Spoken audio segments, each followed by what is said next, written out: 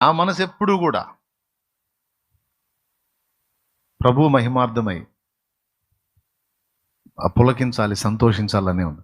పరిశుద్ధాత్మ మనలో ఉన్నప్పుడు ఇలాంటి అనుభూతి మనకు కలుగుతుంది. ఆయన లోపలుండి ఆయన కలిగించే ఆనందం, అది ఆయన ఫీల్ అవుతుంటాడు ఆనందం అనేది మనకు వ్యక్తం అవుతుంటుంది.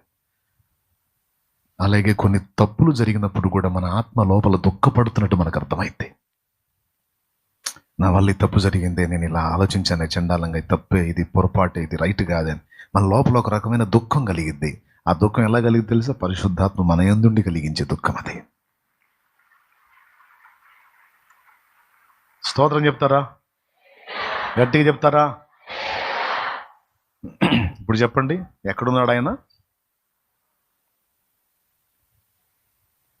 దుఃఖపడతాడు కూడా అండ్ సంతోషిస్తాడు కూడా. ఇది ఆరోది. దుఃఖపడటం అనే ప్రక్రియ ఒకటి ఉంది, సంతోషపడటం అనే ప్రక్రియ కూడా ఒకటి ఉంది. అవునా?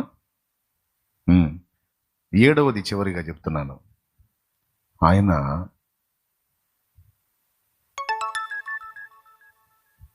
మూడు కలిపి ఒకటే చెబుతా ఒక మాటలో. మళ్ళీ అవన్నీ చెప్పానంటే 9, 10 అవుతాయి. అందుకని 3 కలిపి ఒక మాటలో. ఇప్పటికే 6 అయినాయి కదా.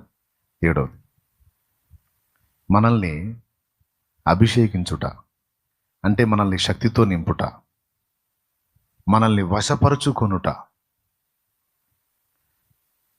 మనల్ని వశపరుచుకొనుట.